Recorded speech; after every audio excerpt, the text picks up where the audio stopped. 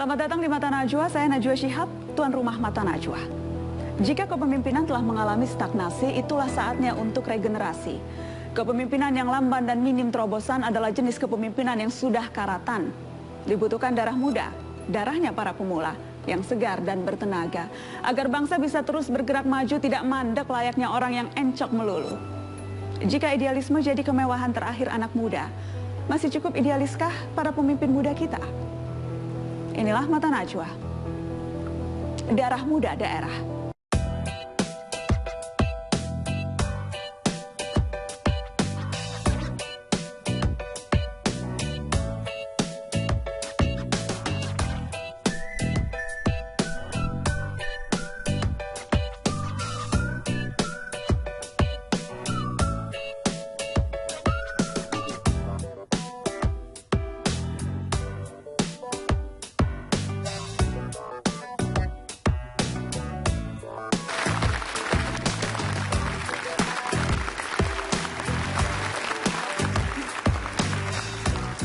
Pemirsa, namanya tenar sebagai artis yang membintangi sejumlah sinetron dan film layar lebar. Tapi beberapa tahun lalu mendadak ia berubah haluan, meninggalkan dunia keartisan dan terjun ke politik memimpin sebuah kabupaten. Kini ia naik jenjang Gubernur Jambi sekaligus masuk dalam jajaran gubernur termuda negeri ini.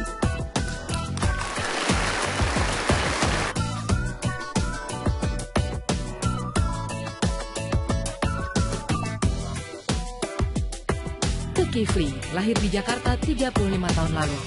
Menginjak usia 31 tahun, dia terpilih sebagai Bupati Tanjung Jabung Timur, Jambi, 2011-2015. 4 tahun kemudian, pada 2015 terpilih sebagai Gubernur Jambi. Mengawali karir di dunia hiburan sejak SMA dan pernah membintangi 15 judul sinetron dan 3 film layar lebar. Populer melalui sinetron Tersanjung 6 di awal tahun 2000-an. Jago sepak bola dan basket. Lulusan teknologi hasil pertanian IPB dan manajemen bisnis London Metropolitan University. Gaya kepemimpinannya sebagai bupati dengan berkantor bergiliran di setiap kelurahan.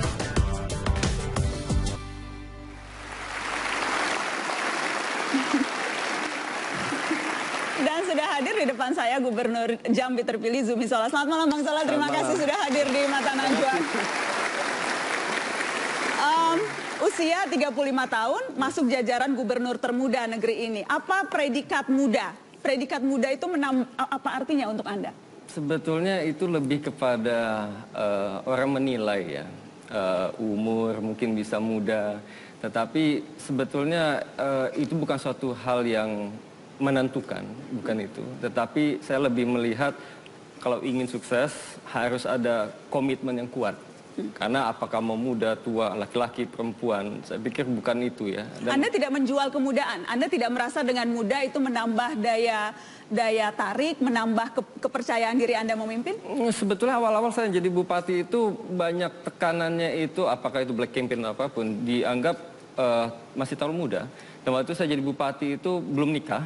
Usia 31 Anda jadi bupati? 31 tahun waktu itu. Saya sempat datang ke suatu acara masyarakat, sering kali saya datang. Ketemu dengan ibu-ibu. Terus dia katakan, oh ini calon bupati kita. Istrinya mana? Dia bilang gitu, saya bilang, saya belum nikah ibu. Wah, mau mimpin rumah tangga aja belum bisa, katanya gitu kan. Nah, yang seperti itu mungkin mau dicalonkan kali dengan anaknya. Jadi seringkali predikat muda itu merugikan Anda justru. Iya, tetapi tergantung kita melihatnya bagaimana. Saya juga tidak bisa menua-nuakan diri saya. Ya, jadi saya bawa ada yang menganggap ini positif, ada juga yang ya beragam lah gitu. Tapi itu tadi saya tidak mau menganggap ini suatu yang penting dan menentukan, jalan saja. Tapi apakah kemudian itu mempengaruhi gaya Anda, pendekatan, pilihan-pilihan kebijakan yang Anda ambil, itu mempengaruhi tidak? Tidak juga. Saya kalau betul dengan masyarakat, saya pikir apa adanya, ya, bahwa kita peduli, tunjukkanlah benar-benar peduli, gitu, ya. Saya kira masyarakat juga pasti pintar dan sangat sensitif ketika seseorang datang dia peduli tapi ada maksudnya, pasti tahu itu. Gitu. Jadi saya juga waktu itu istri saya waktu itu saya menikah 1 tahun setelah jadi bupati, itu yang saya sampaikan bahwa kita adalah pemimpin maka tunjukkanlah kepedulian kita itu secara sincere, ya, secara tulus, dan masyarakat pun akan merasakan itu. Itu saya banyak belajar dari orang tua saya juga. Gitu. Ya, Anda menyebut orang tua karena memang orang tua Anda, Pak Zulkifli Nurdin, ada hadir di sini. Iya, beliau ada. Tokoh yang sangat berpengaruh di Jambi. Seberapa jauh kemudian faktor itu juga, karena menjadi gubernur 2 periode, Pak Zulkifli? Iya, 2 periode di Jambi, dan kemudian sekarang Anda menjadi gubernur. Ada banyak faktor yang orang katakan kenapa Zumi Zola bisa menang 60% lebih, Iya. mengalahkan incumbent atau petahana. Katanya faktornya itu karena muda, ada yang bilang karena ganteng, Alhamdulillah. karena artis katanya. Amin. Kemudian juga pengaruhnya anak tokoh berpengaruh, mantan gubernur 2 periode. Dari sekian banyak faktor-faktor ini, mana yang menurut Anda jujur yang paling memenangkan Anda? Saya pikir semua mempengaruhi, ya. Misalkan untuk tokoh-tokoh masyarakat, banyak dari tokoh masyarakat dekat secara emosional dengan orang tua saya dulu ketika menjadi gubernur Jambi. Saat ini masih banyak hubungan, dan mereka sangat bantu sekali. Beliau sangat bantu sekali, dan saya bilang saya mohon dibimbing, dinasehati. Faktor fisik mungkin ya begitu, dan ini berpengaruh alhamdulillah kepada generasi muda dan ibu-ibu biasanya, alhamdulillah. Jadi seperti apa tuh? Jadi ya saya tidak tahu, itu kita kembalikan kepada calon pemilih waktu itu ya. Tapi pemilih Anda memang mayoritas perempuan dan anak muda. Jadi karena faktor ganteng tadi itu, Kak, sepertinya. Saya tidak mengatakan itu, mungkin survei yang mengatakan itu.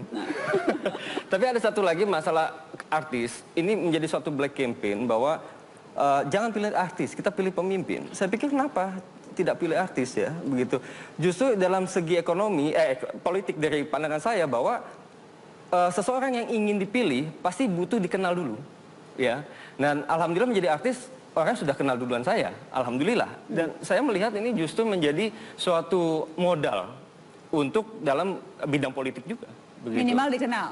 Dikenal dulu, tapi setelah itu kan visi misi dan program-program kerja kita dan bagaimana kredibilitas kita. Alhamdulillah saya jadi bupati, orang bisa menilai bagaimana program di Tanjung Timur selama 4 tahun saya menjadi pemimpin, itu juga menjadi penilaian juga. Walaupun persepsi orang rata-rata pemimpin yang latar belakang artis biasanya ya yang dijual hanya popularitas saja. Nah itu tantangan yang mesti kita buktikan bahwa itu salah. Gitu. Anda merasakan, boleh dikasih tepuk tangan dulu? Pengalaman kemarin menjadi bupati selama 4 tahun, adakah yang spesifik yang kemudian Anda yakini ini yang membuat Anda siap pada tantangan berikutnya sekarang? Naik pangkat menjadi gubernur? Saya sangat beruntung sekali didukung oleh masyarakat Kabupaten Tanjung Timur ketika saya jadi bupati. Karena medan di Tanjung Timur itu lahannya gambut, ya, menanam padi sulit, pangan sulit gitu. Tetapi alhamdulillah saya punya latar belakang pertanian. Saat itu saya kumpulkan masyarakat. Saya bilang saya punya program seperti ini, seperti ini. Mereka awalnya pesimis karena bertahun-tahun seperti itu hidupnya. Tetapi saya bilang kalau Bapak Ibu sepakat dan percaya dengan program saya ikut menanam di situ, saya akan ikut panen di situ. Jadi kalau sampai itu gagal, itu tanggung jawab saya. Saya katakan begitu. Dan alhamdulillah cabai merah saat itu yang jatuh-jatuhnya, ibu-ibu ini banyak menjerit ketika kalau mau lebaran sampai 70.000 sampai 100.000. Alhamdulillah waktu itu kita panen. Oke. Dan sekarang, jadi itu salah satu indikator keberhasilan yang Anda anggap membuat kemudian orang akan bisa melihat apa yang akan Anda lakukan. Iya. Baik, saya ingin ke Pak Zulkifli. Pak Zulkifli, ada yang mengatakan Anda kan 2 periode, kemudian sudah tidak bisa lagi menjadi gubernur karenanya menyiapkan putra sulung, putra mahkota untuk meneruskan tampuk kepemimpinan di Jambi. Jadi semuanya ini sudah diatur oleh Pak Zulkifli sebetulnya. Sebenarnya tidak demikian. Saya melihat ketika Zola selesai dari ITB, kemudian juga dilanjutkan di London, dia kembali, saya melihat ada potensi yang besar dalam diri Zola.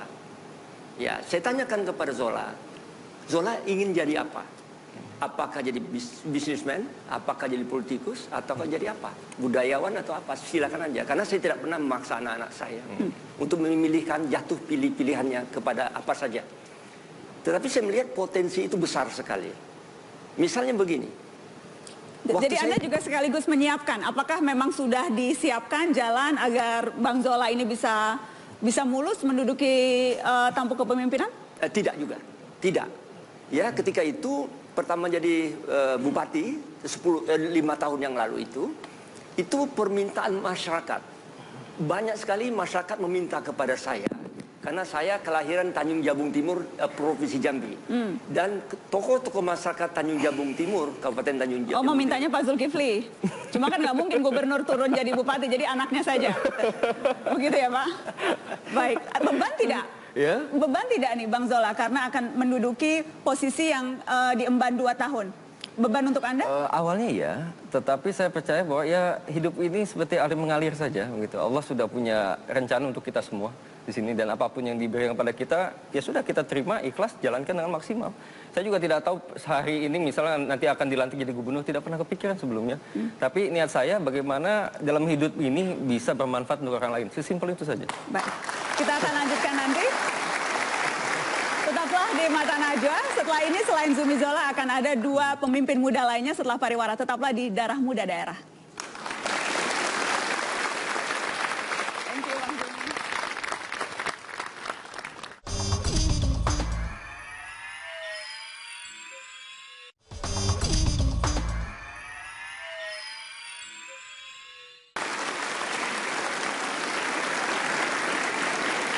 Pemirsa, usianya baru 31 tahun, tapi doktor termuda jurusan ekonomi pembangunan dari Jepang ini berhasil menang telak pada pilkada serentak. Bersiap memimpin Trenggalek berbekal sederet pengalaman terkait studi pembangunan. Tianto Dardak, 31 tahun. Dia lahir di Jakarta 20 Mei 1984. Di usia 17 tahun bergabung di proyek World Bank dalam GIS Prototype Development Team. Memperoleh gelar doktor bidang ekonomi pembangunan termuda di Jepang pada usia 22 tahun. Lulusan program doktor dari Ritsumeikan Asia Pacific University di Jepang. Karir terakhir sebagai Chief Business Development and Communication di Lembaga Penjaminan Infrastruktur di bawah Kementerian Keuangan. Jago memainkan alat musik gitar dan piano. Dia juga dikenal sebagai penyanyi jazz. Anak Hermanto Dardak, mantan Wakil Menteri Pekerjaan Umum di era SBY. Di usia 31 tahun, ia terpilih sebagai Bupati Trenggalek menggandeng Muhammad Nur Arifin, seorang pengusaha panci berusia 25 tahun sebagai Wakil Bupati.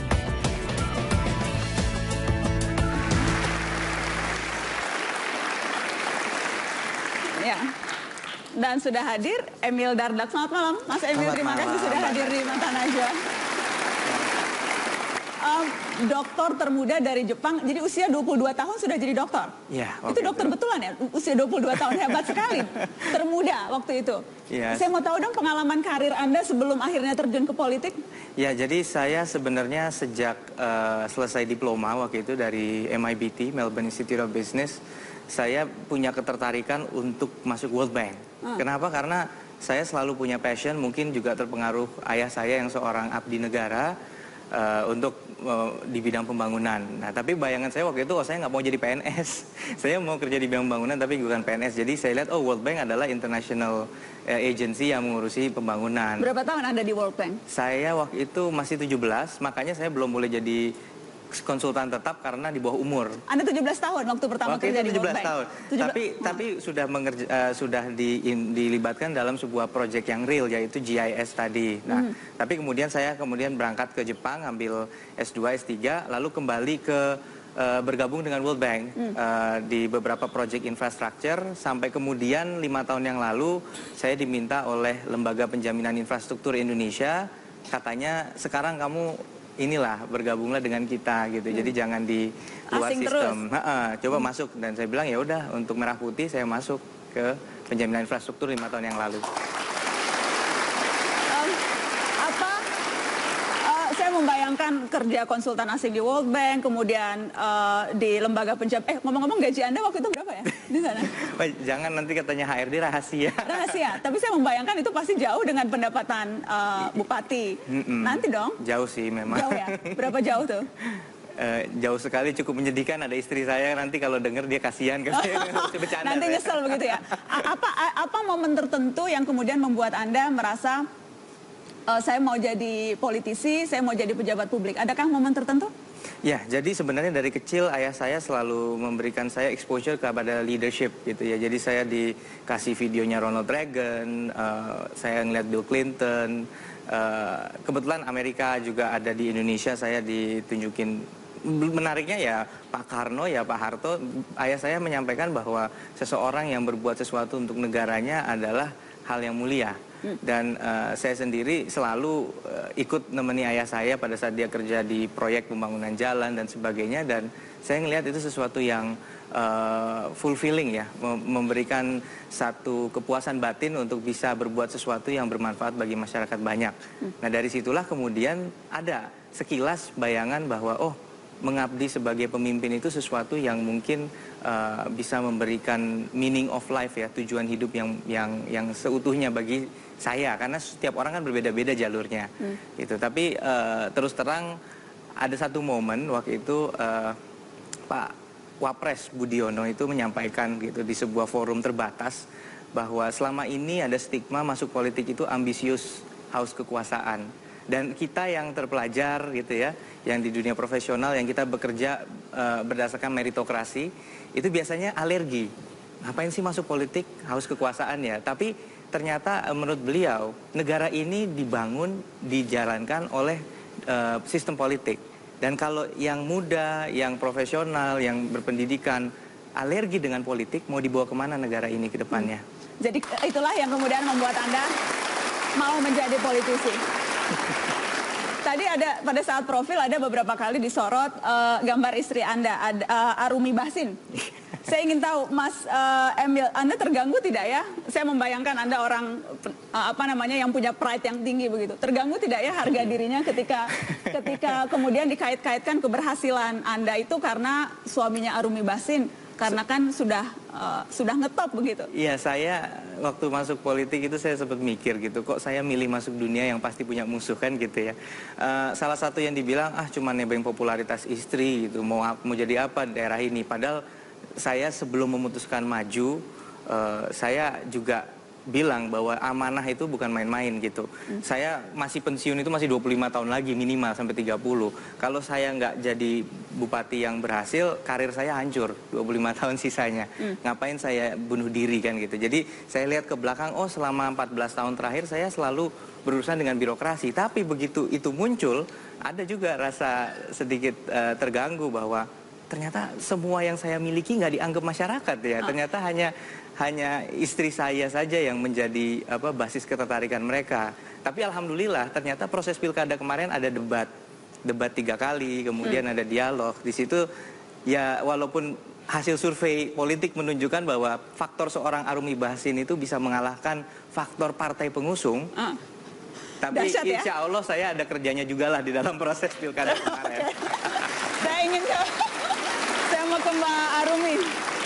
Mbak Arumi, Anda kaget tidak ketika suami ini kan taunya kawin dengan dokter termuda, taunya wah jadi konsultan asing begitu ya, atau jadi pengusaha, CEO, tiba-tiba sekarang jadi Bupati Trenggalek, itu sempat nyesel nggak kawin dengan Mas Emil? Sebenarnya aku dulu juga sama berpikiran sama yang Mas Emil ceritakan tadi. Sama politik tuh agak-agak aduh gimana ya. Biasanya gitu kan anak-anak muda pasti aduh jangan deh politik gitu. Tapi ketika saya mengenal beliau, saya memang tahu dari awal memang dia memiliki passion untuk seperti yang diceritakan untuk mengabdi kepada negara. Tapi saya nggak pernah kepikiran caranya melalui apa. Nah sekarang beliau memutuskan untuk memenuhi passionnya dia dengan jalur politik. Jadi kalau misalnya saya larang atau saya nggak terima, saya sama aja menghancurkan cita-citanya. Jadi ya support aja. Support aja. Siap jadi istri bupati ya? Siap, insya Allah. Baik.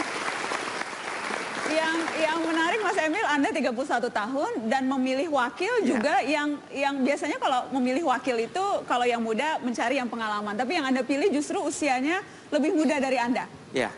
Jadi waktu itu saya ketemu dengan anak muda ini gitu ya. Dan setelah saya dengar ternyata dia berhasil membuat satu gerakan yang sangat masif di Trenggalek. Dan saya kuncinya satu, untuk Trenggalek ini maju kita butuh dobrakan.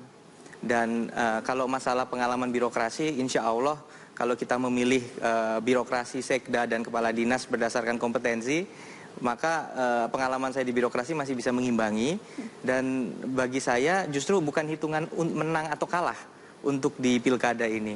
Tapi 5 tahun ini saya punya partner yang sama-sama bisa mendobrak Trenggalek nggak. Dan saya lihat setelah keliling seluruh Trenggalek, ternyata hanya anak muda inilah yang saya yakin bisa berjuang bersama untuk Trenggalek. Coba kita undang dulu deh anak mudanya yang sudah memikat hati Emil Dardak. Kita sambut dong, ada Mas Nur Arifin, Mas Ipin, Wakil Bupati Trenggalek. Boleh silakan bergabung Mas Ipin. Terima kasih sudah bergabung. Boleh kursinya di... Jadi Mas Ipin, Anda usia 25 tahun ya? 25 tahun, April besok baru 26. April, jadi 31, 25. Ini kayaknya pasangan nekat nih. Iya, nekat. Pasangan nekat. Emang bisa Pak jadi bupati, jadi wakil bupati? Pasti kan kemudian orang pertama memikirnya seperti itu. Ya, tapi dengan kita melihat realita bahwa 76% lebih kita artinya punya kemenangan di pilkada ini. Jadi sebenarnya saya jangan berpikir gini, orang lain aja bisa seoptimis itu, masa kita yang dipilih malah enggak, jadi, begitu ya, jadi konyol gitu. Karena para pemilih sudah menentukan pilihan dan percaya Anda berdua bisa. Ya, karena kalau saya seru ceritanya. Jadi suatu hari saya kan sahabat saya atau lingkaran orang-orang politik itu sangat tidak setuju lah saya dengan Mas Arifin. Jadi kita dengan alasan terlalu muda itu tadi. Iya, jadi kita itu kayak pacaran diem-diem di belakang. Di belakang itu saya sering ketemu sama dia, kita ketemu di kafe malam-malam. Kamu maju aja sebagai calon bupati. Kalau kamu ternyata lebih bagus dari saya mundur. Saya bilang gitu ke dia gitu. Karena saya udah terlanjur simpati dengan dia terlanjur sayang. Jadi hati-hati Mbak Arumi. memang akhirnya ternyata 7 partai dan partai-partai yang besar gitu ya, ternyata juga menyadari bahwa ini bukan anak 25 tahun biasa, tapi seseorang yang memang sudah ditempa sejak usia 17, ayahnya meninggal, dia harus jadi tulang punggung keluarga, usahanya udah syukur nggak bangkrut ya, malah justru maju pesat, dan itu adalah satu prestasi nyata yang saya butuhkan. Itu yang Anda lihat mengapa kemudian Mas Ipin bisa jadi komplementer dengan latar belakang saya. Oke. Anda sendiri mau ketika diajak, Anda kan sebetulnya pengusaha ya? Pengusaha apa Mas Ipin? Jadi kita direct selling alat-alat rumah tangga. Kebetulan di Trenggalek ada home industry untuk itu. Ada 2 tempat lah. Hitungannya ini Anda pengusaha sukses atau setengah sukses? Ya, sukses itu pencapaian. Jadi kita bisa nyampe lebih lagi. Nggak, maksudnya untung nggak jualannya? Untung lah. Untung lah, yang penting itu. Karena harus itu banyak bersyukur salah satu pembuktian. Nah, Anda sendiri akhirnya mau dipinang? Jadi saya sebenarnya hanya melihat ada apatisme yang luar biasa di anak-anak muda. Kita apatis sama politik. Ya kalau nggak boleh dibilang benci, kita apatis lah. Lalu kita hanya pengen, saya terlibat di gerakan-gerakan, melihat teman-teman komunitas yang aktif, saya tertarik gabung dengan mereka. Lalu ketika momen pilkada mendekat, kita hanya bilang, yang penting kita bergerak, nanti kalau ada calon yang oke, kita arahkan dukungan kita ke sana. Ini suara anak muda. Lalu selalu kan di setiap gerakan itu selalu ada yang di depan. Saya pernah jadi salah satu panitia, saya wakil panitia, wakil ketua, tapi selalu saya yang disuruh untuk sambutan di depan, mewakili teman-teman. Sampai pada akhirnya saya membuat acara, namanya bukan saya, artinya saya bersama teman-teman komunitas G9 namanya. Lalu saya bersama gerakan saya I Love Trenggalek, saya datang create sebuah acara namanya Prigi Fest. Kebetulan beliau sama Mbak Arumi sebagai bintang tamu dan saya sebagai panitia di sana. Dan itu akhirnya kita ketemu. Sempat ada pro dan kontra. Ngapain Emil disuruh ke sini? Lihat itu bendera-bendera logo partai udah bilang selamat datang calon bupati Emil Dardak Arumi Basin. Loh, kita kan mau mengusung Mas Arifin. Oh, enggak loh ya. Kita sepakatnya di sini kita bikin gerakan, memang mempersiapkan untuk pilkada, tapi saya nggak bilang saya pasti maju, saya bilang. Lalu kalau ini ada yang oke, kenapa kita mundur dari niat kita awal? Ya kita. Jadi Anda memang mengaku lebih oke, Emil daripada Ipin. Ya jelas lah dengan segala portofolionya beliau, saya sendiri juga tahu diri lah. Anak muda ya boleh pede tapi harus tahu diri juga. Begitu ya. Tapi ini pasangan yang akan saling melengkapi. Amin. Baik. Amin. Semoga baik, seperti itu. Kita akan break, namun setelah ini saya akan memanggil satu lagi bupati muda, bupati termuda di negeri ini, dan juga nanti saya akan panggilkan lagi untuk bergabung Bang Zumi Zola di atas panggung. Setelah pariwara tetaplah di Mata Najwa.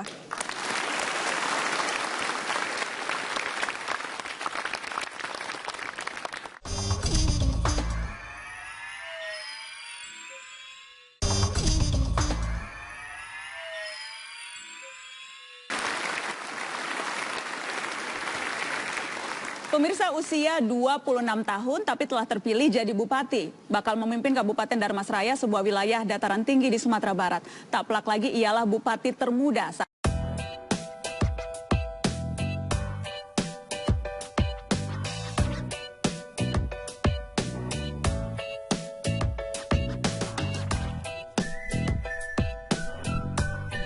Lahir di Solok 27 Mei 1989. Saat ini terpilih menjadi Bupati Darmasraya, Sumatera Barat. Darmasraya adalah salah satu kabupaten di Provinsi Sumatera Barat dengan jarak tempuh dari Kota Padang dan Pekanbaru sekitar 5 jam. Sedangkan dari Jambi sekitar 7 jam menggunakan transportasi darat. Mengawali karir di dunia bisnis sebagai pengusaha perkebunan karet dan sawit serta SPBU. Sultan Rizka dinobatkan sebagai Sultan Sri Maharaja di Raja Kerajaan Koto Besar pada 24 Desember 2012. Ayahnya, Rasul Hamidi, adalah seorang wali nagari atau kepala desa Sungai Rumbai selama 30 tahun.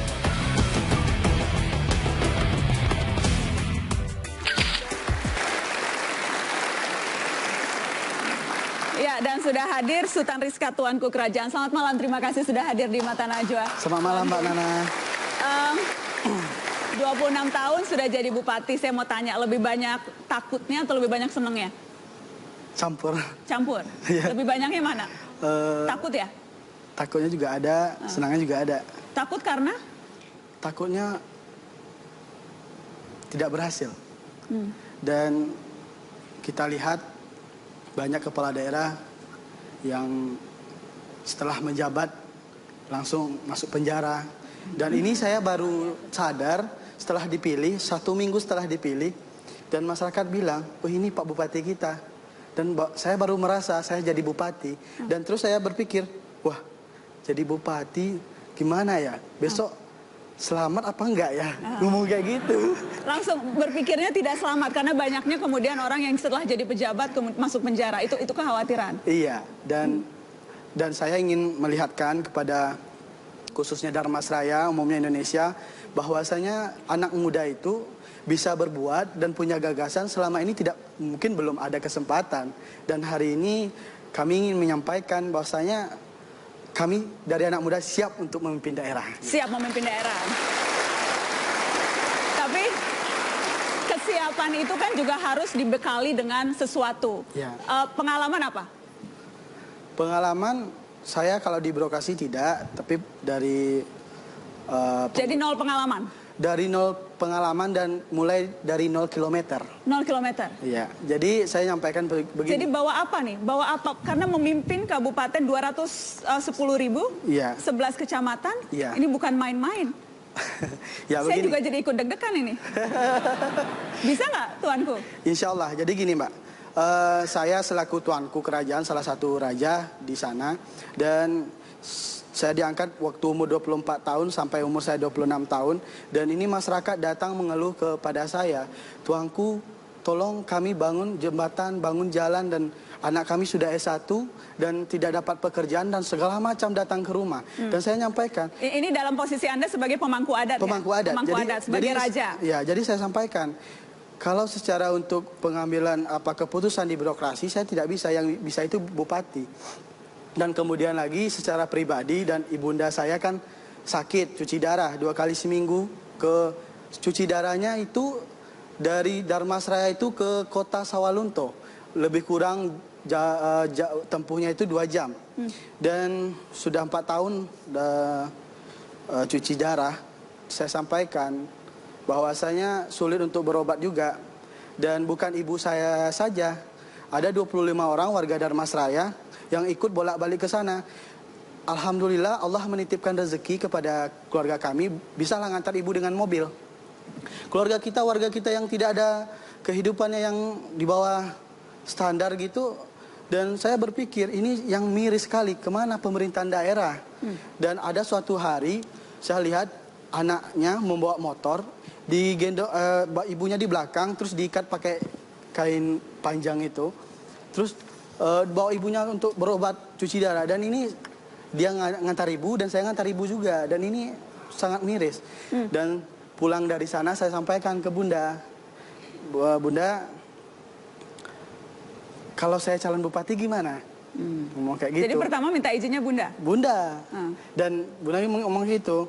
Ya kalau dengan... Sebentar, jangan tuanku yang jawab. Karena ada Bunda, saya mau nanya langsung ke Bunda ya Bunda. Ada bundanya tuanku. Jadi tuanku minta izin pertama ke Bunda. Umur 25 tahun waktu itu ya Bunda? Iya. Minta izin Bunda mau jadi bupati. Bunda bilang apa? Apa sanggup? Apa sanggup? Pikir dulu.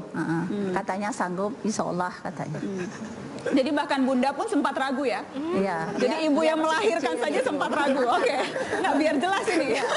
Baik. Apa sanggup? Apa yang Bunda dengar ketika menjawab sanggup, Bunda kemudian juga menjadi PD, putra akan bisa memimpin? Nenek mama, pendukung, semuanya masyarakat mendorong dia semua. Ya cobalah katanya. Jadi kita putra daerah katanya.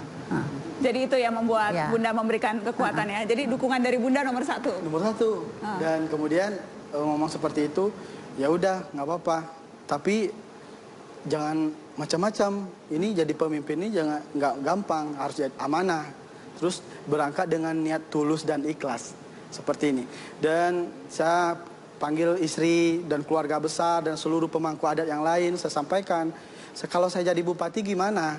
Dan masyarakat itu dan tokoh-tokoh adat itu bilang, kalau maju nggak apa-apa nomor 1, jangan nomor 2 gitu. Jadi saya ambil keputusan, majulah menjadi bupati, mencalonkan bupati. Apa suara-suara yang ketika itu meragukan biasanya mereka mengatakan apa? Yang mencibir biasanya mengatakan apa? Iya, dia bilang gini, anak kemarin sore, terus belum jadi ketua pemuda aja belum mau jadi bupati katanya, ngomong kayak gitu. Jadi ada suara-suara itu. Iya.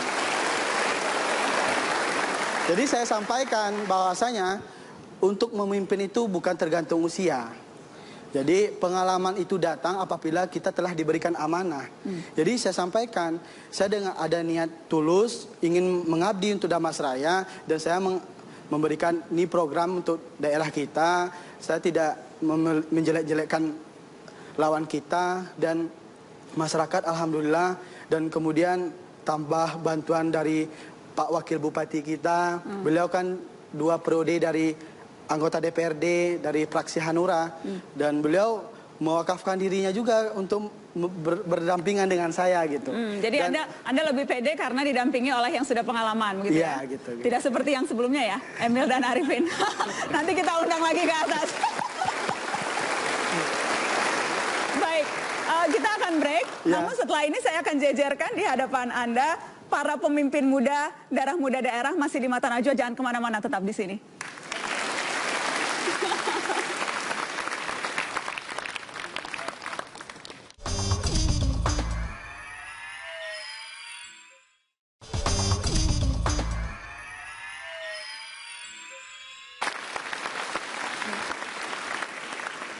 Pemirsa, kemudaan bisa mendatangkan pujian, tapi tak sedikit juga suara-suara keraguan. Dibilang minim pengalaman hingga dicibir memanfaatkan ketenaran. Apakah harus dengan nada sumbang? Mesti bagaimana cara mereka memberikan pembuktian? Telah hadir di studio Mata Najwa, Guru Besar Fakultas Ekonomi Universitas Indonesia sekaligus pendiri Rumah Perubahan Renald Kasali. Selamat malam Pak Renald. Terima kasih sudah hadir. Dan juga Direktur Eksekutif Sirus Network Hasan Nasbi. Selamat malam Hasan, terima kasih sudah hadir di Mata Najwa. Prof. Renald, Hasan dari tadi mendengarkan perbincangan saya dengan pemimpin-pemimpin muda ini. Saya ingin minta Prof. Renald, apa komentarnya melihat mereka-mereka ini? 35 tahun, 31 tahun, 26 tahun. Saya pertama-tama ingin kembali ke 25 tahun yang lalu. Kalau bisa saya kembali ya. Sayang saya udah lewat begitu ya. Saya terus terang tertegun. Pertama Zola, saya tertegun. Kok Anda pintar sekali ngomongnya tadi seperti itu. Karena kita di luar berpikir Anda dibawa bayang-bayang bapaknya. Ya, kemudian Anda juga dibawa bayang-bayang bahwa Anda artis karena tadi disebut ganteng. Apalagi banyak pemilih perempuan begitu ya. Tapi ternyata ada juga kelihatannya, otaknya ada juga kelihatannya.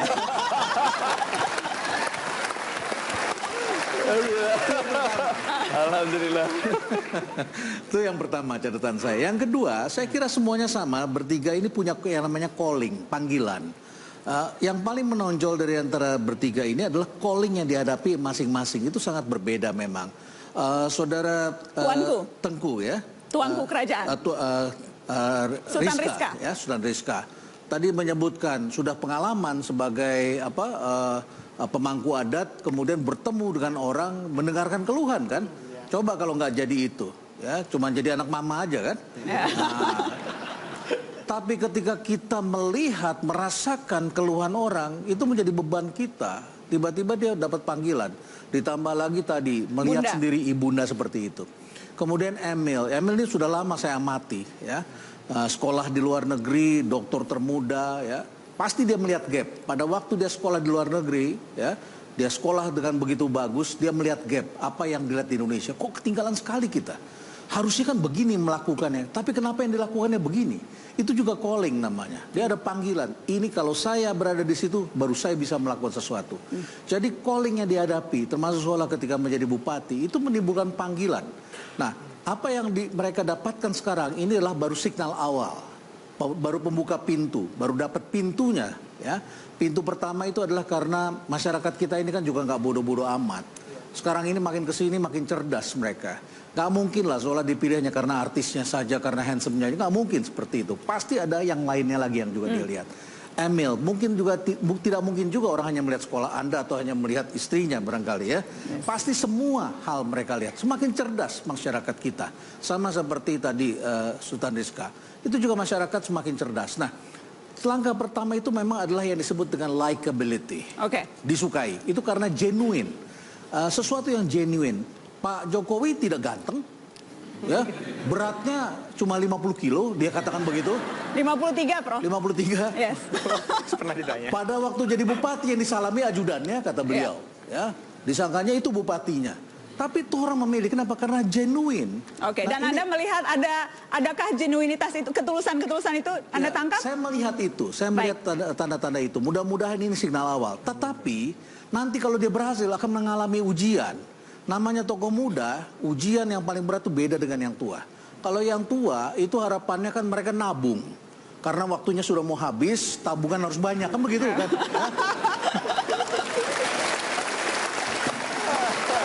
Kalau yang muda, jadi yang kalau pemimpin tua itu pikirannya kasusnya banyak memang korupsi, itu yang membuat Anda jadi takut begitu ya. Tapi kalau yang muda, ini juga perlu saya ingatkan pada istri-istri. Tantangan mereka keluarga, maka bina rumah tangga kalian baik-baik. Karena itu modal penting. Baik. Itu ujian mereka nantinya. Terima kasih Prof. Renald. Hasan, konsultan politik, apa komentar Anda melihat tiga pemuda ini? Iya, pertama saya harus katakan ini harapan. Harapan yang menggembirakan. Artinya di tengah pesimisme kita terhadap proses politik di negeri ini, selalu ada harapan. Walaupun secara statistik ini anomali. Karena dari 250-an pilkada muncul beberapa yang seperti ini. Tapi kalau ini disiarkan, ini akan jadi inspirasi. Akan banyak anak muda lain yang akan berani mencoba ini. Menurut saya, terpilihnya mereka tidak hanya sekedar usia. Usia itu setiap jenjang itu ada daya tarik sendiri. Sama kayak single ada daya tarik. Ya. Duda juga punya daya tarik, janda punya daya tarik. Suami orang, istri orang juga punya daya tarik. Gitu. Ya, itu tergantung mengkapitalisasinya. Tapi begitu juga apakah istri artis atau artis. Karena sukses rate artis di Indonesia nggak tinggi loh dalam pilkada, di bawah 30%. Apalagi suaminya artis, sukses rate-nya lebih rendah lagi biasa. Jadi banyak faktor. Tapi faktor utama menurut saya adalah frustasi terhadap incumbent. Karena tiga-tiganya lawannya adalah petahana. Tiga-tiganya petahana dan tiga-tiganya menang luar biasa, 60%, dan menangnya 70%. Besar. Karena mengalahkan petahana itu bukan persoalan yang gampang. Karena mereka punya segalanya. Mereka punya APBD yang begitu besar yang bisa digunakan untuk kampanye. Membangun itu adalah kampanye. Artinya masyarakat frustasi melihat petahana yang tidak melakukan apa-apa. Problem di kabupaten misalnya atau di provinsi kan infrastruktur dasar biasanya. Persoalan jalan, pelayanan dasar, sekolah, rumah sakit tadi. Nah kalau sudah frustasi seperti itu biasanya pilihannya memang aneh-aneh. Dan tantangannya ini aneh-aneh? Iya kan, anomali tadi kan. Nah kalau sekarang tantangan buat mereka adalah membuktikan bahwa ini bukan kecelakaan sejarah gitu. Mereka terpilih itu bukan kecelakaan sejarah. Membuktikan bukan kecelakaan sejarah. Baik. Saya mau ke Mas Emil. Mas Emil, apa sih kira-kira kekhawatiran terbesar Anda atau tantangan terbesar yang akan Anda sudah menghitung-hitung kira-kira apa nih obstacle paling besar selama 5 tahun ke depan yang akan Anda hadapi? Menjadi seorang pemimpin daerah itu dua pemimpin. Satu memimpin birokrasi, dua memimpin masyarakatnya. Dan tentunya saya banyak sekali lebih banyak di birokrasi dibandingkan memimpin masyarakat. Nah tentunya saya seseorang yang selalu lebih driven by result. Jadi hasilnya apa, program kita apa, capaiannya apa. Tapi sebagai seorang pemimpin kita juga harus menjadi among masyarakat. Nah, saya berharap jangan sampai kemudian saya gagal dalam menjalankan dua fungsi itu dengan baik gitu. Jadi mungkin ada orang yang memang menikmati datang ke acara, kemudian juga bisa berinteraksi, dan Anda saya tidak menikmati itu? Bukan. Saya itu bagian dari tugas bupati loh, datang ke masyarakat. Betul, tapi latar belakang saya di dunia profesional kan adalah challenge. Apakah tugas ini melibatkan intelektualitas yang tinggi, tantangan yang baru? Atau Anda nanti tugaskan Mas Ipin mungkin wakil Anda? Nggak bisa gitu. Oh gitu ya? Oleh karena itu tentunya saya harus merubah mindset saya. Bahwa hidup ini bukan hanya sekedar ambisi intelektual, tapi benar-benar pengabdian. Nah, ini yang menjadi satu tantangan besar bagi saya. Tapi alhamdulillah sejauh ini proses kampanye ini memberikan saya perspektif yang baru terhadap itu. Kita tepuk tangan dong Mas Emil. Bang Zola, apa bayangan Anda? Bayangan Anda menjadi gubernur, apa yang kira-kira akan terberat Anda hadapi ke depan? Atau semua sudah dialami saat jadi bupati? Dari pengalaman saya melihat bahwa begini, kekuatan terbesar saya itu adalah di dukungan masyarakat, dari semua lapisan masyarakat. Sehebat apapun seorang pemimpin tidak ada artinya kalau tidak didukung oleh masyarakatnya. Jadi saya selalu sampaikan kepada seluruh masyarakat di 11 kabupaten, kota seperti Jambi, Kerinci, Sungai Penuh, semuanya saya sampaikan, saya ini tidak ada apa-apa, saya hanya satu orang dengan wakil. Tentu pekerjaan besar di Provinsi Jambi, banyak harus kita lakukan dalam 5 tahun ke depan. Tolong Bapak, Ibu, semua lapisan masyarakat tidak mengenal umur, jenis kelamin, siapapun itu dia, tolong bantu kami. Kita jadikan Jambi lebih baik. Jadi itu yang akan menjadi kunci Anda? Iya. Kita tepuk tangan untuk Bang Zumi Zola. Pemirsa, sejarah memang sudah membuktikan bahwa generasi muda selalu menjadi motor perubahan. Sejumlah pemimpin muda yang hadir, yang ada di depan saya ini juga nanti akan menunjukkan apakah mereka akan mampu memberikan warna di daerahnya. Saya akan memanggil satu orang yang sangat istimewa, yang akan berbagi pengalaman dengan para pemimpin muda ini. Kita sambut Wakil Presiden Republik Indonesia ke-11, Bapak Budiono. Selamat malam Pak Budiono. Satu kehormatan Pak bisa ketemu Bapak. Terima kasih Pak Bud sudah bersedia hadir dan nanti akan berbincang dengan teman-teman para pemimpin muda. Baik. Mudah-mudah sekali ya Pak, terkejut atau ini? Ini saya merasa bahagia sekali. Ini masa depan Indonesia ini. Masa depan Indonesia ya Pak? Masa depan Indonesia. Baik. Pak Bud, kita akan break untuk Headline News. Setelah Headline News, pemirsa kami masih akan kembali Darah Muda Daerah. Kita akan dengar bagaimana perbincangan Pak Budiono dengan para darah muda ini. Setelah Headline News, tetaplah di Mata Najwa.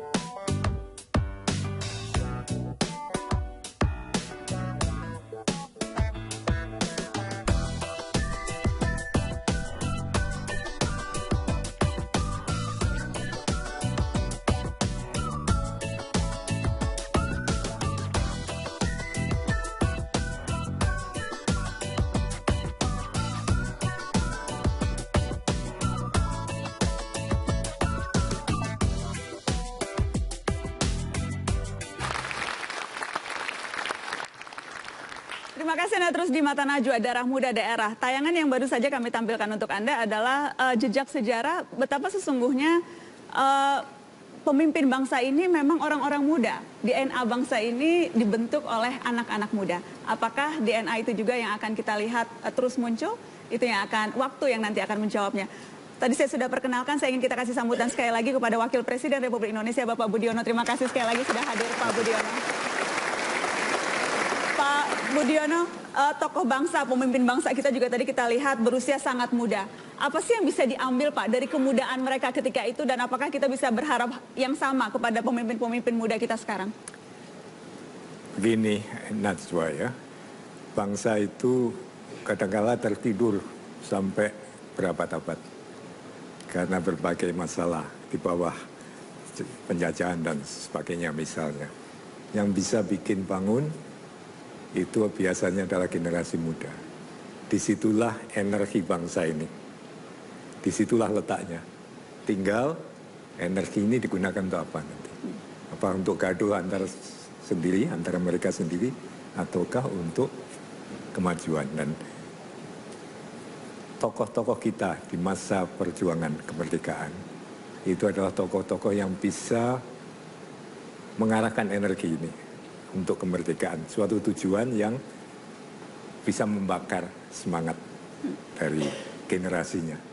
Dan saya yakin generasi sekarang pun mempunyai apa yang bisa membakar semangat generasi sekarang untuk mengarahkan energi ini. Energinya ada di tangan anak-anak muda. Energi ada di tangan anak-anak muda. Ya.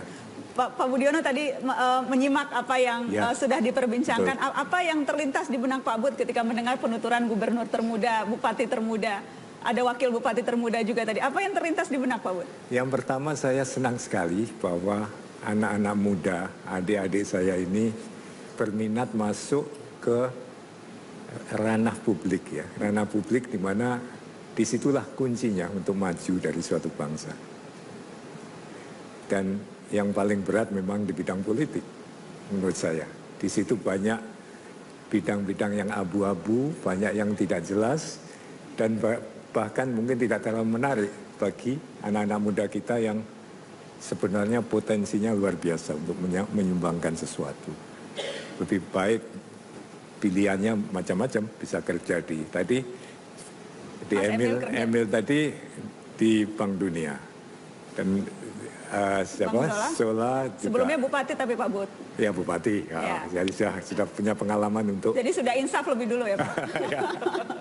Ya tuanku ini, adikku ini baru, tapi saya melihat semuanya menunjukkan ketulusan untuk mencoba memberikan sesuatu. Dan saya harapkan ini bisa bergulir bagi anak-anak muda kita yang lain.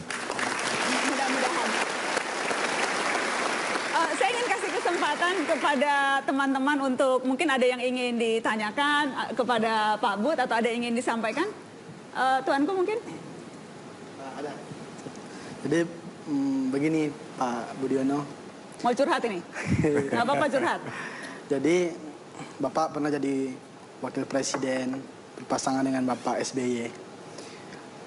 Apa hal yang bikin Bapak itu langgeng yang tidak pernah mencuat ke publik? Bapak itu pernah berselisih paham dengan Pak SBY. Apa resepnya nih Pak? Jadi kami pengen tahu.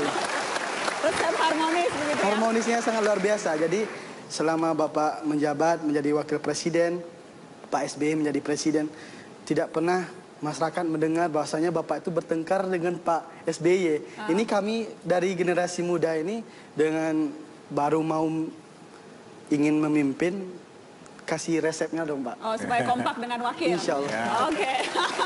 Pak Bud. Baik, terima kasih adikku, tuanku. Begini, saya kira memang Anda berdua sama wakil itu harus serasi ya nantinya. Langkahnya harus serasi, itu penting sekali.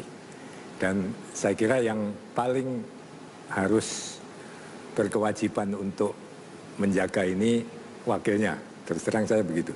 Karena Anda sebagai bupati, sebagai gubernur, itu yang menerima mandat nomor 1 ya. Yang nomor 2 harusnya ikut menjaga ini. Jadi yang harus tahu diri yang nomor 2 Pak Bud? Dan begitu? nomor 1 juga. Oh nomor 1 juga, oke. Karena ada beberapa wakil juga hadir di sini Pak Bud. Yang nomor 1 harus juga Berarti nomor 1 harus merangkul. tahu diri Ya betul. Ini anggap sebagai. Mengulang pertanyaanku ya. Kita lanjutkan ya Pak Bud. Silakan, Setelah pariwara kita lanjutkan. Jangan kemana-mana, Darah Muda Daerah kembali sesaat lagi.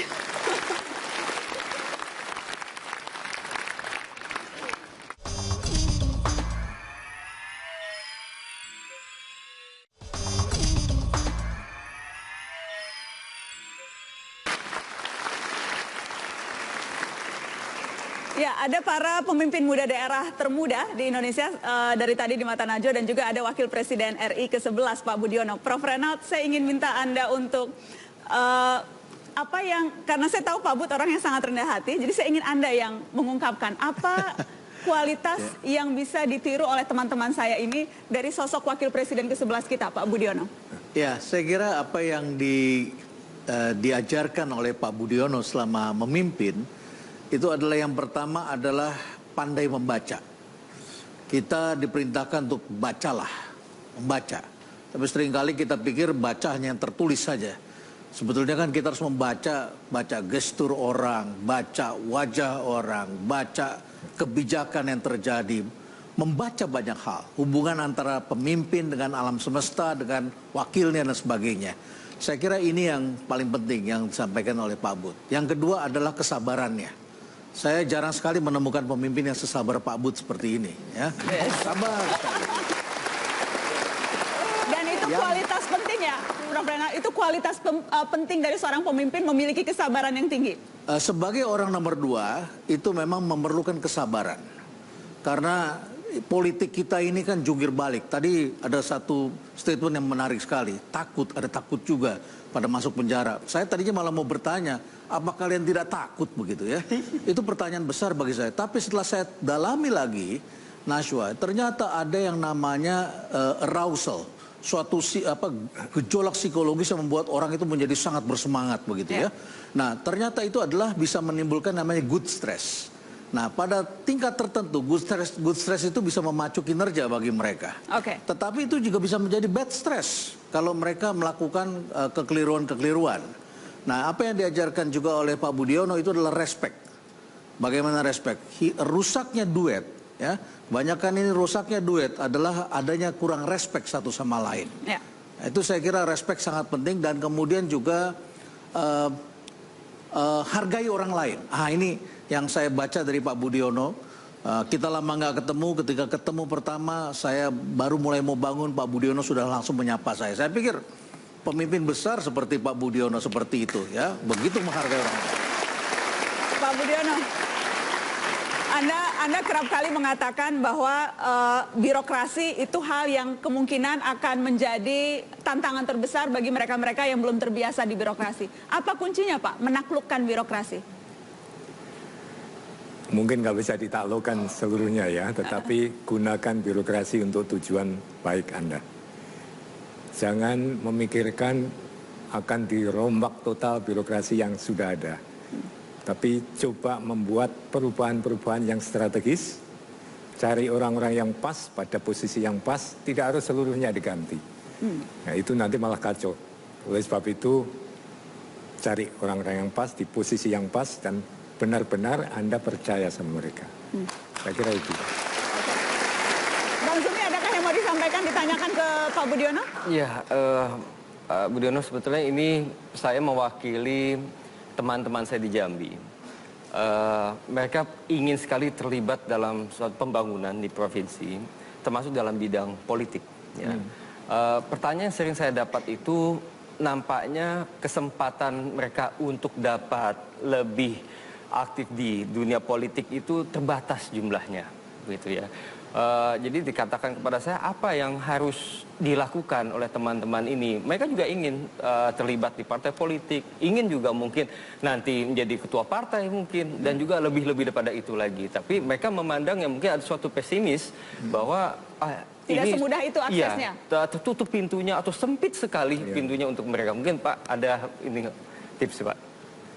Saya sendiri bukan orang partai ya, jadi saya melihat sebagai pengalaman saya masuk di eksekutif, itu memang pertemuan antara dua ranah birokrasi dan ranah politik murni. Dua-duanya harus dicoba untuk disatukan untuk mencapai tujuan yang kita inginkan. Nah, saya masuk tentu karena ya mungkin suatu yang tidak biasa, tetapi yang adik-adik saya yang mau masuk ke politik barangkali bisa mulai dengan bergiat di bidang politik, tidak harus di dalam partai politik dulu. Kalau memang nggak yakin masuk partai yang mana, ya aktiflah di bidang politik yang tidak harus di dalam partai. Misalnya Pak Bud? Ya, lembaga-lembaga swadaya. Oke. Itu yang mengamati politik dan mengawal supaya politik ini benar-benar jalan di tempat yang baik. Itu saya kira langkah pertama bagi adik-adik kita. Setelah itu, setelah melihat medannya, barangkali bisa masuk. Mana yang cocok? Saya kira penting ini. Kecocokan idealisme dari seseorang untuk masuk ke jurusan politik yang mana atau partai yang mana. Itu yang menjadi kunci. Kita akan break. Setelah pariwara kita masih akan kembali di Darah Muda Daerah. Jangan kemana-mana, tetap di Mata Najwa.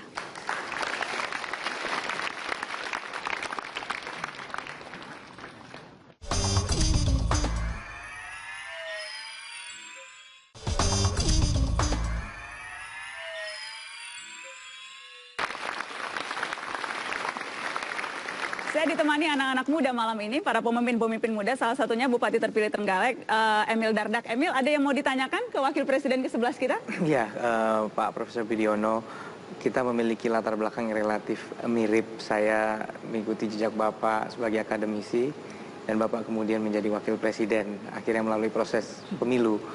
Seandainya Bapak bisa mengulang lagi, 5 tahun lagi, sebagai seorang Wakil Presiden, kira-kira apa hal berbeda yang akan Bapak lakukan dalam kepemimpinan Bapak? Adakah Pak Budiono yang akan berbeda dilakukan? Ini saya diuji ini. Gantian ya Pak. Yang berbeda mungkin jadi presiden ya Pak? Saya jalankan.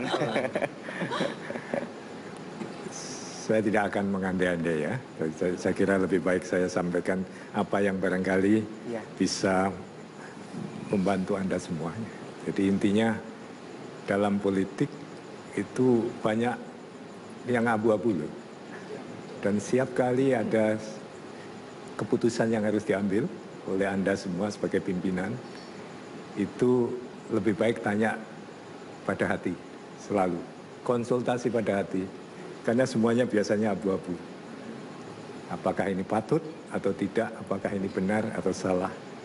Itu yang bisa jawab hati Anda. Dan saya yakin tadi dengan melihat ketulusan dari adik-adik kita ini waktu yang awal tadi disampaikan dan niatnya untuk memberikan sesuatu bagi bangsa ini. Saya kok optimis Anda bisa tanya sama hati Anda sendiri.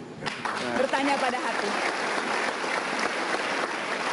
Hasan, ada banyak nuansa optimisme di ruangan ini dan mungkin dan mudah-mudahan bisa menular ke siapapun yang menyaksikan. Optimis, ada semangat begitu ya. Tapi secara real politik, kalau kita bicara realistis, apa kira-kira yang akan dihadapi oleh anak-anak muda ini? Real politiknya ketika mereka pertama dilantik. Ya, tapi tentu ini tidak untuk mengurangi optimisme mereka. Bukan untuk menakut-nakuti, tapi supaya lebih siap begitu. Iya, pertama mungkin betul soal kekompakan. Karena begitu nanti dilantik, mereka akan langsung bertemu dengan 3 hal yang begitu menggiurkan. Pertama soal kewenangan, yang kedua soal anggaran, budget, yang ketiga soal proyek. Nah ini akan menimbulkan gesekan, kekompakan antara nomor 1 dengan nomor 2. Nah, kenapa sering terjadi ketidakharmonisan setelah bulan pertama? Gitu. Tahannya cuma 1 bulan biasanya keharmonisan itu. Oh, karena bulan madu cuma 1 bulan biasanya? 1 bulan biasanya. Karena kewenangan sudah langsung ada. Nah, biasanya karena konsepnya meminta dan memberi. Yang nomor 2 meminta kewenangan, yang nomor 1 terpaksa memberi. Padahal konsepnya harus dibalik, memberi dan menerima. Karena pada prinsipnya seluruh kewenangan ada di nomor 1. Nah, kalau dia mau disposisi, mendelegasikan kewenangan, baru kemudian yang nomor 2 menerima. Jangan meminta lebih yang diterima. Yang kedua adalah soal bagaimana nanti tantangan mereka keluar dari bayang-bayang mentor politik. Karena pasti ada mentor politik. Apakah itu orang tua? Apakah itu ada mentor politik lain? Nah, jangan sampai nanti legasi yang mereka hasilkan itu dianggap orang, wah itu karena legasi anaknya si Anu, tapi bukan legasinya Zola, tapi legasi anaknya Bapak Zulkifli Nurdin gitu. Jadi harus keluar dari bayang-bayang itu satu saat. Yang terakhir, menurut saya ini yang terberat adalah mereka pasti punya imajinasi. Anak-anak muda itu punya imajinasi yang boleh dikatakan liar. Tapi mungkin nanti ketika merealisasikan, yang teknisnya kan diurus oleh birokrasi yang mungkin rusak. Ya. Birokrasi yang mungkin karatan. Ini ibaratnya mau ngepot-ngepot gitu. Bawa mobil mau kebut-kebutan, tapi mobilnya mobil butut yang jarang diservis. Nah ini tantangan berikutnya ketika eksekusi imajinasi mereka. Mungkin itu. Baik, kita kasih tepuk tangan untuk Hasan Nasbi.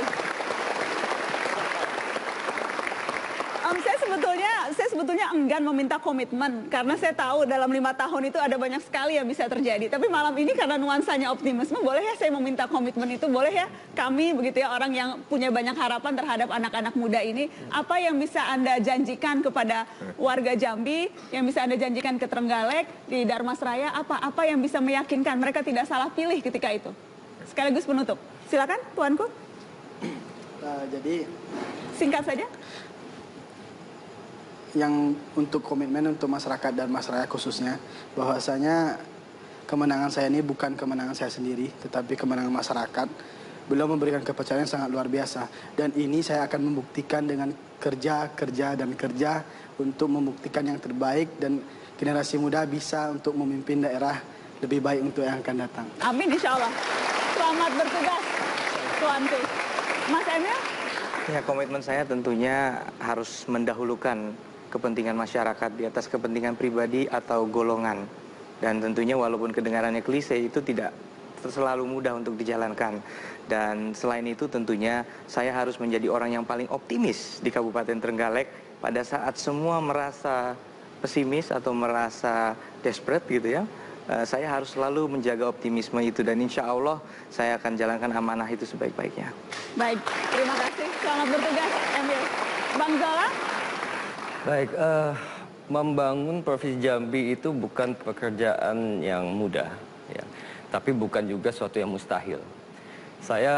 Insya Allah saya optimis bersama dengan wakil saya dan juga seluruh masyarakat Provinsi Jambi yang punya satu semangat untuk membangun Jambi lebih baik. Ya, saya mohon dengan bergandeng tangan, berangkulan, kita bisa majukan Jambi lebih baik, lebih maju lagi daripada sebelumnya. Amin. Terima kasih. Selamat bertugas para pemimpin. Pak Budiono, terima kasih banyak sudah hadir di Mata Najwa dan memberikan nasihat-nasihat untuk teman-teman saya ini. Terima kasih Prof. Renal, terima kasih Hasan, terima kasih kepada Anda yang sudah menyaksikan Mata Najwa. Selamat malam, sampai jumpa. Terima kasih banyak Pak Budiono. Thank you so much.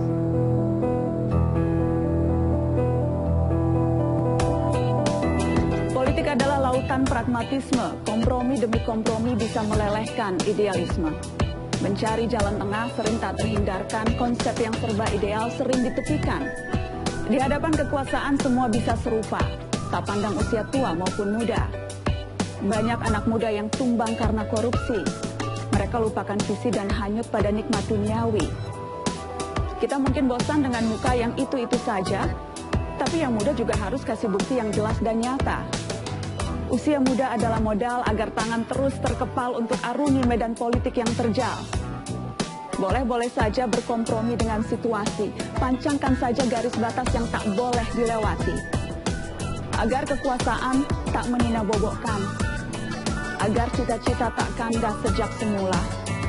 Sebab umur bisa tak berarti di medan kekuasaan, jika sejak muda sudah lancung dari tujuan.